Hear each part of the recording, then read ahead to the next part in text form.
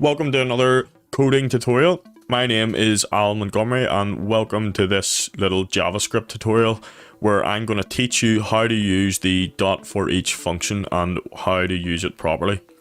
So don't forget to like this video and subscribe and hit the notification bell. So let's get into this. What is the .foreach function? So the .foreach function is used in JavaScript to loop around an array of items. The items could be numbers, strings, objects, arrays. Anywhere you have an array of items, we can loop over this with the foreach function. So to get started, we actually need an array of items. So let's just create an array of strings with the numbers in each element. And then to use the .foreach function, all we do is we type array.foreach and then open our bracket. And we can clearly see here that this foreach function is expecting a callback function.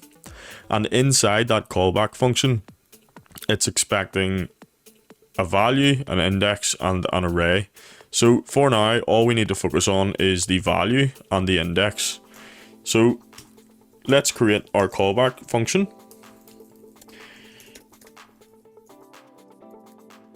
So the value is basically just the item within the current iteration of the loop. So this item will be each of these at each point in the iteration. So inside our callback function, we could console log the item to see what it is. And then our callback function needs to go into our foreach here. So if we save that and run it, you'll see in the console logs here on the right hand side that it actually prints out each of our array elements in each position. And if we wanted to check what position it was in, we could just do in position and just check the index of this. So you can see in position 0, 1, 2, 3, 4. So an easier way to write this is just to show you what the callback function is needed for. So we can replicate that inside the foreach. So we can open our brackets here and you can see with our hints here that we need the value and the index. So again, we can type item index, open our function, and in here, this is our callback function, just like in this function here on line 6. So in here, we can just go ahead and console log our item.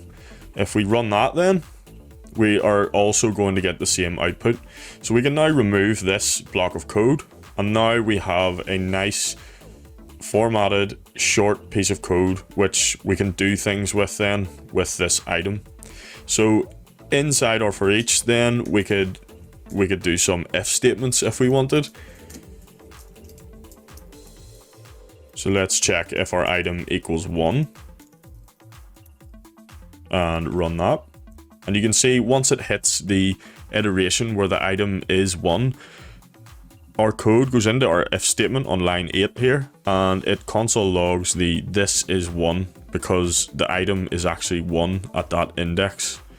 So this was a really quick tutorial on the .foreach function within JavaScript.